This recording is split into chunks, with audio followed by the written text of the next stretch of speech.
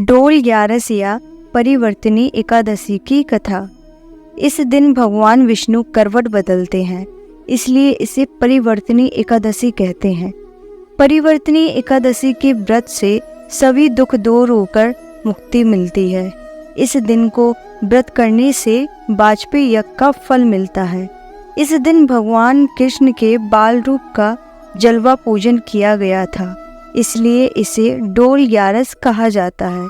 इसी दिन राजा बलि से भगवान विष्णु ने वामन रूप में उनका सर्वस्व दान में मांग लिया था एवं उसकी भक्ति से प्रसन्न होकर अपनी एक प्रतिमा को राजा बलि को सौंप दी थी। इसी वजह से इसे वामन 11 भी कहा जाता है। कथा। सूर्यवंश में मानधाता नामक चक्रवर्ती राजा हुए। उनके राज में सुख संपदा की कोई कमी नहीं थी। प्रजा सुख से जीवन व्यतीत कर रहे थे, परंतु एक समय उनके राज्य में 3 वर्षों तक वर्षा नहीं हुई। प्रजा दुख से व्याकुल थी।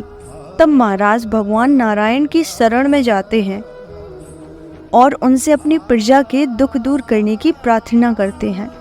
राजा भादों की शुक्ल पक्ष की एकादशी का व्रत करते हैं। इस प्रकार व्रत के प्रभाव स्वरूप राज्य में वर्षा होने लगती है और सभी के कष्ट दूर हो जाते हैं।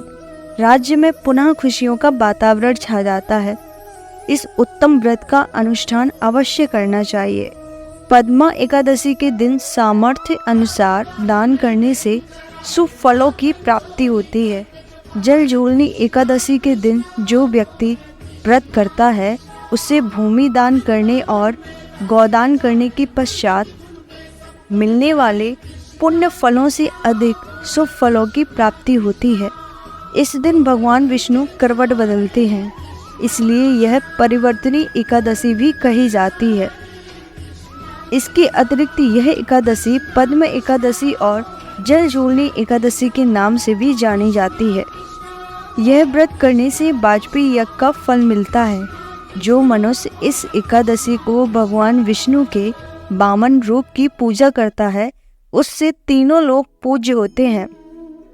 इस व्रत के बारे में भगवान श्री कृष्ण ने स्वयं युधिष्ठिर से कहा है कि जो इस दिन कमल नयन भगवान का कमल से पूजन करते हैं वे अवश्य भगवान के समीप जाते हैं।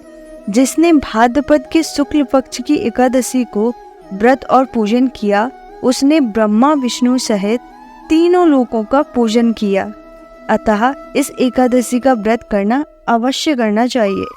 वीडियो पसंद आया हो तो सब्सक्राइब शेयर और ढेर सारा लाइक करना ना भूलें। धन्यवाद। जय हिंद।